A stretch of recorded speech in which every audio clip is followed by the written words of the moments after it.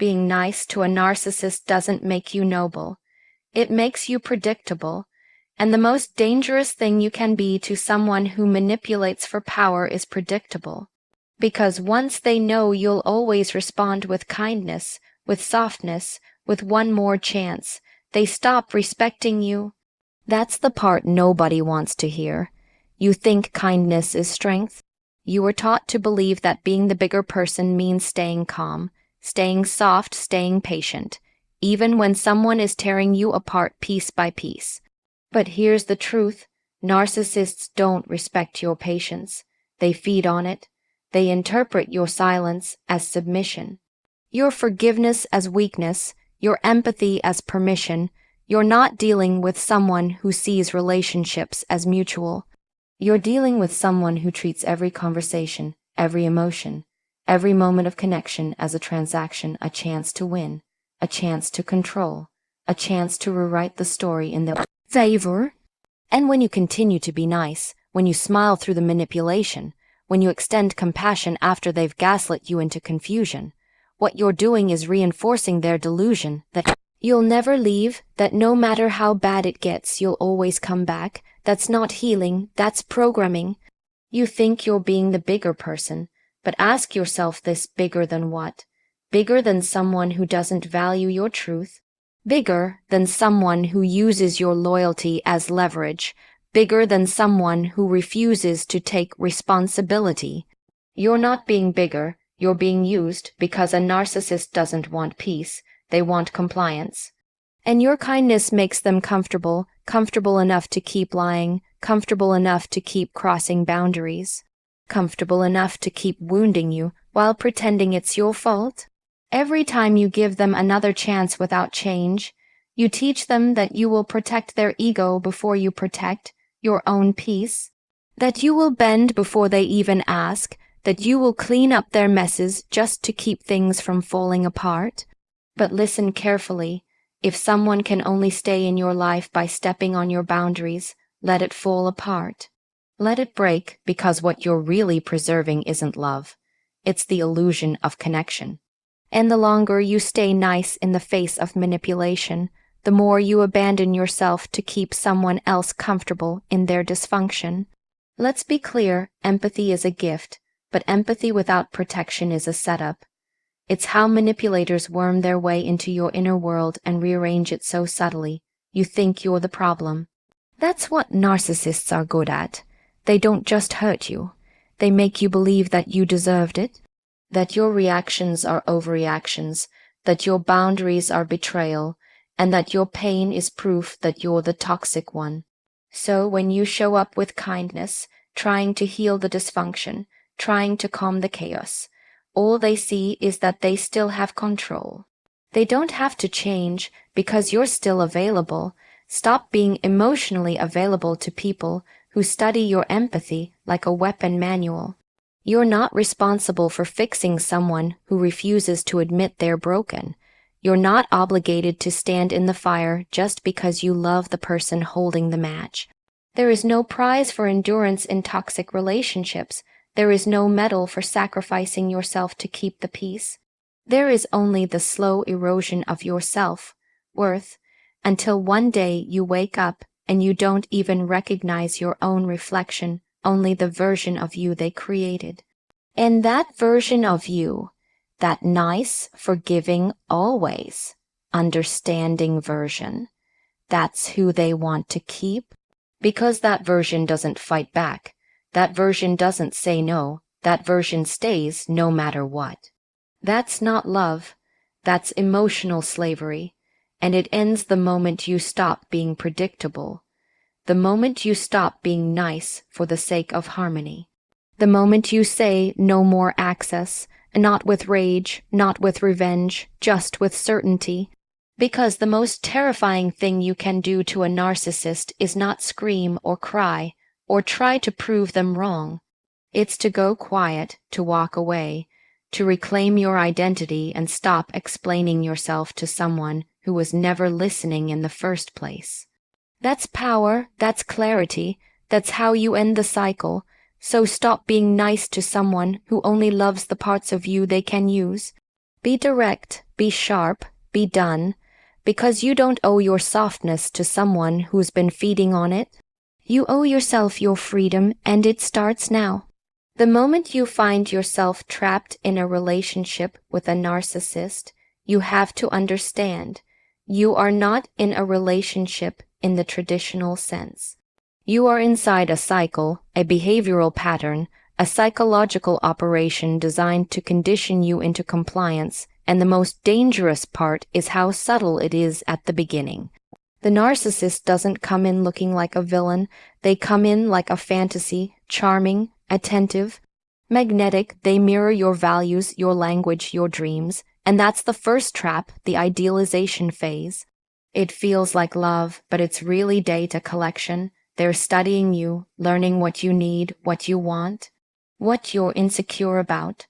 Not so they can give you love, but so they can control how you receive it.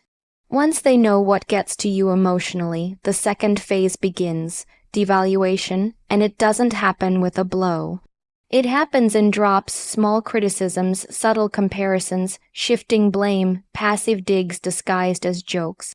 And you, being the emotionally available one, think maybe it's you. Maybe you are overreacting. Maybe they're just stressed. Maybe if you love harder, explain better, stay patient longer, they'll come back to who they were in the beginning. But that version of them, the one who made you feel like you were finally seen, that was never them. That was the bait. You start questioning your instincts. You overthink every text, every tone, every cold silence. This is not an accident. It's design. Narcissists create instability on purpose because emotional confusion is the foundation of control. When you don't know where you stand, when you feel like you're constantly on the verge of being abandoned or punished, you become easier to manipulate. You cling, you apologize, you shrink, and now they've won, because they've trained you to regulate yourself to their dysfunction. The final stage is discard. This is where the narcissist pulls away completely, sometimes slowly, sometimes brutally. But always strategically. It's not just about leaving you. It's about making you feel like you never mattered in the first place. Like all the effort you poured into saving the relationship was a delusion, like the love you gave was a joke. And that's what haunts you, not just the loss of them, but the loss of reality. Because when someone spends months or years rewriting your truth, you stop trusting your own memory. You don't just miss them, you miss yourself. This is how the cycle keeps people stuck. You keep chasing the high of the beginning. You keep waiting for the good times to come back. You tell yourself they used to be so caring, but they weren't. They were strategic, and the second you start waking up to the truth, they'll flip it again, maybe throw in a kind message, an apology, a breadcrumb of affection, and that's enough to pull you back in, because you're not just dealing with a person. You're dealing with a psychological loop that rewards you just enough to keep you from walking away. This isn't love, it's addiction, and the withdrawal from a narcissist can feel worse than the abuse itself, because they've tied their approval to your self-worth. You think if you leave, you'll feel empty, but here's the reality: you already feel empty, and staying won't fix it. It will only deepen it. The only way to break the cycle is to stop believing the fantasy, to stop negotiating with someone who designed the chaos, to stop trying to find the good in someone who thrives off your confusion. You have to step back, see the pattern. Acknowledge the manipulation, and then remove yourself. No closure, no long explanations, just the decision to be done. Because once you see the cycle, you cannot unsee it. You either stay in denial, or you reclaim your power. And the second you reclaim it, you don't go back. You don't beg, you don't soften. You don't hope they'll change. Because you finally understand they won't, they don't need to. You did all the changing for them. So here's the truth you need to hear. The cycle only ends when you end it. And when you do, you don't just escape the narcissist, you finally rescue yourself. Let's be brutally honest. No matter how deeply you care, you cannot out-love a narcissist. You cannot out-forgive them. You cannot explain your way into being understood. because narcissists are not interested in understanding you. They're not trying to connect. They're trying to dominate the emotional landscape so that they feel in control, and you stay off balance. Every argument, every tear, every conversation you walk into hoping for resolution is another opportunity for them to twist the knife without ever touching you. Here's the trap. You think if you just express yourself better, maybe they'll finally understand how much they've hurt you. Maybe they'll finally stop. You think if you keep showing up with love, with vulnerability, with truth, it'll break through their walls. But those walls, they're not accidental. They're not made of trauma waiting to be healed. They're armor, designed to protect a fragile ego that doesn't want truth. It wants control, and what threatens that control more than anything is your clarity. The moment you stop dancing around their defensiveness, stop over-explaining, stop trying to get through, you start to realize just how futile it all is. Because the goalposts are always moving. One moment it's your tone, the next it's how you said it, the next you're too emotional. Too cold, too dramatic, too quiet, too everything. That's not an accident. That's manipulation. Confusion is the narcotic they use to keep you in place. Because if you're always questioning yourself, you're never questioning them. And this is the piece that most people miss. Narcissists are not misinformed. They're not confused.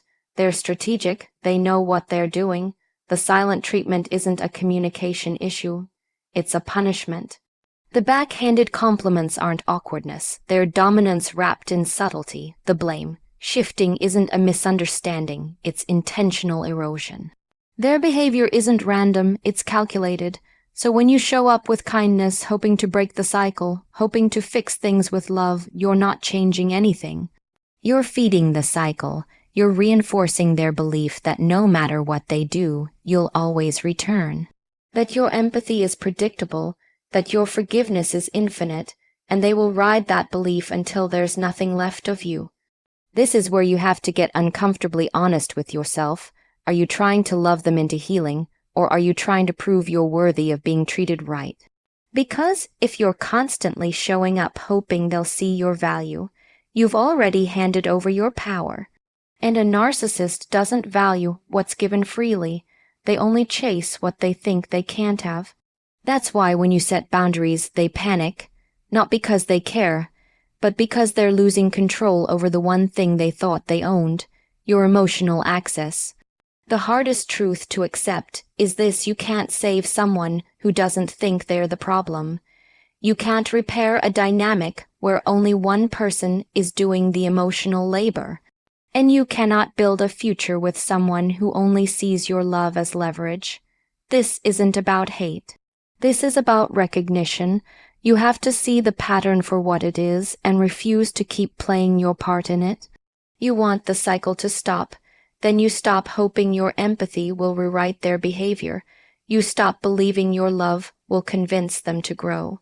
You stop explaining yourself to someone who isn't listening to understand, only to defend.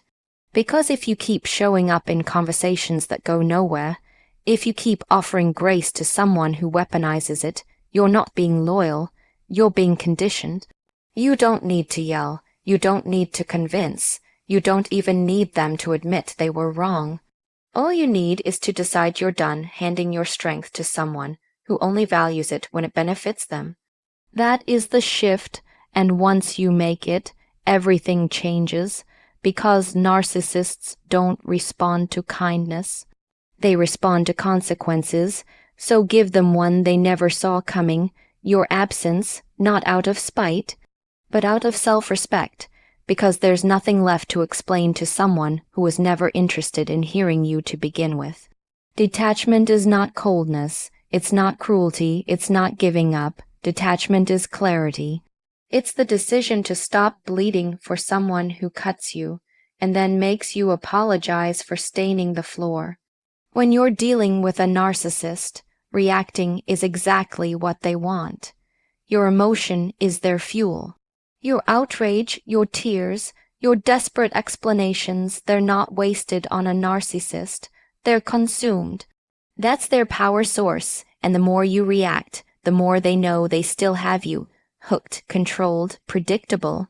What a narcissist can't handle is your detachment, your stillness, your silence, your ability to disengage not with rage, but with resolve. Because when you stop reacting, they lose access, not just to your words, but to your energy, your attention, your inner world. That's when they start to spiral, not when you argue, but when you become unavailable. Because now they can't use your response to control the narrative. They can't gaslight silence. They can't twist calm. They can't manipulate what's no longer offered. Detachment is strategy. It's how you stop leaking emotional power. It's how you reestablish sovereignty over your mind and your peace. Most people think silence is weakness, but with a narcissist, silence is domination. Not loud, not showy, just clear, steady, absolute. It says, "You no longer get to shape my reality." And that message is louder than any argument you'll ever have. The narcissist survives on the loop. They poke. You react, they twist. You explain, they lie, you prove. Round and round it goes. You think if you just find the right words, the right evidence, the right tone, they'll finally understand. But that cycle is the trap. It's not a debate, it's a setup. The narcissist doesn't want the truth, they want the reaction. Because your reaction confirms their power, but the moment you stop playing, the game collapses. They text, you don't answer. They bait, you don't bite, they provoke. You stay neutral. That's when you watch them start to unravel.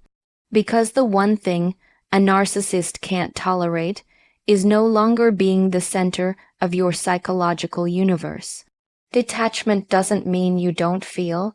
It means you've stopped giving them access to what you feel.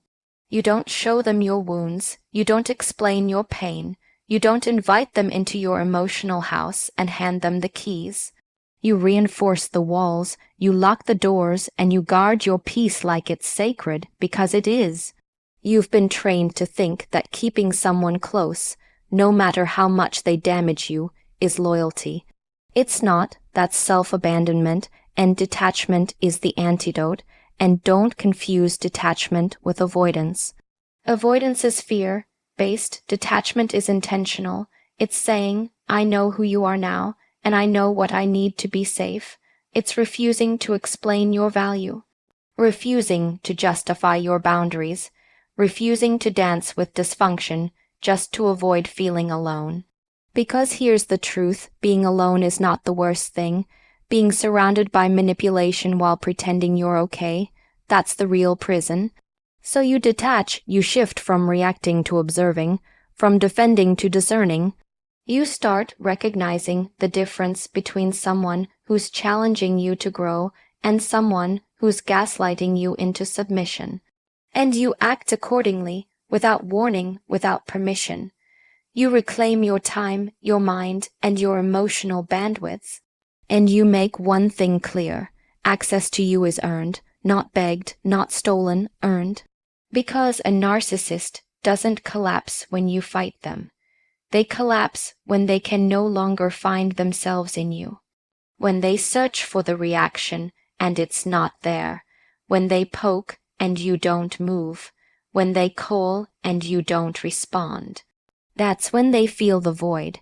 That's when they realize control is gone. Not because you yelled, but because you disappeared. You emotionally evacuated their playground. This is how you win, not with noise, with silence, not with rage. With boundaries, not with drama, with detachment. Because the most powerful thing you can do when someone tries to twist your reality is to simply no longer allow them in it. One of the hardest things you'll ever have to accept is that closure is not owed to you, especially not from a narcissist. You think if you just get one more conversation, one more explanation, one more moment of honesty, it'll all make sense.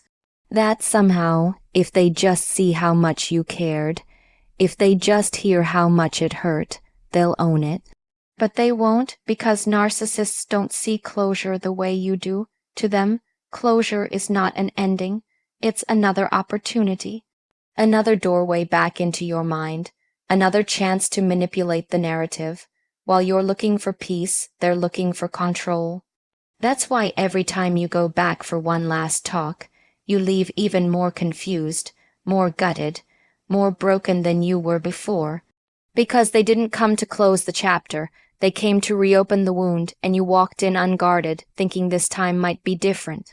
This time they'll tell the truth. This time they'll be real, but they won't, because the moment they feel you slipping away, they will say anything, to keep your attention. It's not because they care, it's because they're losing a source of emotional fuel, and they can't stand that. You do not owe a narcissist a platform to explain why you're walking away. You don't owe them a goodbye. You don't owe them grace after they spent months or years gaslighting you, devaluing you, and rewriting your reality.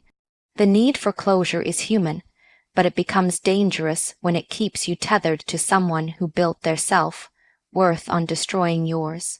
Narcissists will never give you the kind of closure that heals. They'll give you just enough to keep you engaged, just enough to make you question leaving, and just enough to make you doubt your instincts. And if you're not careful, you'll spend months, sometimes years, circling the same emotional drain, begging for answers that don't exist. Here's what you need to understand. Real closure is internal. It's a choice. It's the moment you decide that they don't get another minute of your clarity. They don't get to linger in your thoughts. They don't get to pollute your nervous system. They don't get access to your attention. Not because you're cold, but because you finally recognized what they do with that access. They use it to control, to distort, to keep you small. You've already given them your tears, your explanations, your loyalty. At some point, the most powerful thing you can do is to stop talking, not to hurt them, but to protect you. Because silence is not the absence of love, it's the beginning of self-respect, and no narcissist can survive long when they're locked out of your psyche. You want to break their grip, cut the access, walk away without ceremony, without apology, without telling them where to find you next. Let them wonder, let them sit in the echo of your silence. That is the only closure they understand. You may think not saying goodbye is cruel, but what's cruel is staying in a cycle that makes you question your sanity. What's cruel is waiting for a lie to become the truth. What's cruel is teaching yourself to settle for breadcrumbs when you deserve peace. Closure isn't about justice. It's not about hearing them say, "You were right," because they never will. They can't. Their ego won't allow it. So stop hoping for a moment that's never coming. That moment when everything clicks and they admit what they did. If it hasn't happened by now, it's because it was never part of their plan. Narcissists aren't interested in repair. They're interested in keeping you emotionally tied to them, even after the damage is done. So you choose your own closure. You decide the chapter ends, not with their approval, not with their apology, not with their understanding, but with your silence. That's the difference between a victim and a survivor.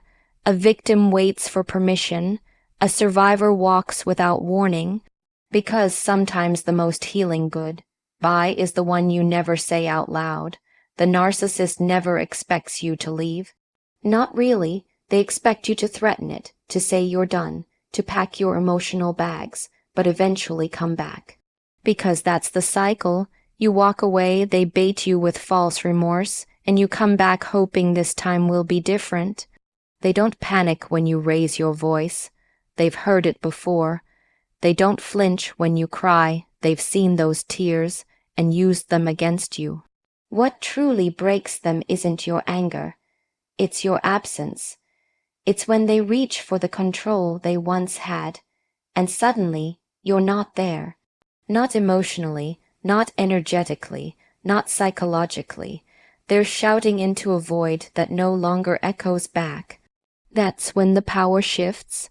Because narcissists aren't afraid of confrontation, they thrive in it. Conflict is where they shine, it's their stage. They twist words, rewrite facts, gaslight your memory until you doubt your own voice. But silence is different. Silence tells them the game is over. It tells them you've stopped playing. And when you stop playing, they stop winning. That's the one thing they can't handle, losing control of your attention. There's a brutal truth you learn when you step out of the fog. Your presence was never appreciated, it was used. You were a mirror for their ego, a stage for their performance, a vessel to absorb their pain while they refused to acknowledge yours. And when you finally remove yourself, they feel it not because they miss you as a person, but because they miss the control, the validation, the emotional labor you provided for free. They miss the part of you they could manipulate. So when you disappear not just physically, but mentally and emotionally, when you no longer respond, no longer justify, no longer explain or defend, something inside them begins to crack. Because the narcissist's greatest fear isn't losing you, it's losing their influence over you. That's the wound they can't repair. That's the scar they can't hide, and no amount of hoovering, guilt, tripping, or love bombing will patch it up when you're no longer reachable. But here's what matters most. Disappearing isn't about revenge. It's about reclaiming your mind, your nervous system, your clarity, because you don't leave to hurt them. You leave to stop hurting yourself. You leave so your boundaries are no longer seen as negotiations. You leave so your silence is no longer filled with fear, but with freedom. You leave because staying another day would cost you another piece of who you are. And you're done paying the price for someone else's disorder. This is why it's not enough to just walk away. You have to go silent in the places they once controlled. You stop explaining your worth. You stop proving your pain. You stop answering the bait. You go quiet in the ways that matter. Emotionally, mentally, spiritually. You don't just block them. You block the version of you that thought being loved meant being broken. And that silence, that's your liberation. That's the turning point. That's when the energy you once gave away comes rushing back to you. And for the first time in a long time, you're not drowning in chaos. You're breathing, because you don't have to scream to be strong. You don't need a final argument to prove your side. Sometimes the most powerful move you can make is to simply be gone. Not missing, not waiting, gone fully, completely, quietly. The narcissist will reach for you. They will test the lock. They will try to bait you with apologies wrapped in old lies. But when they find silence, when they find no response, when they realize the door isn't just closed, it's gone, they feel what they never expected to feel, powerless. That's the moment you win, not with rage, not with revenge, with disappearance, with detachment so clean, so calm that they can't twist it. No closure, no speech, no final goodbye, just peace, yours, earned, kept, protected, and the most shocking thing you'll ever realize. That peace doesn't come when they finally understand what they did. It comes when you stop needing them to.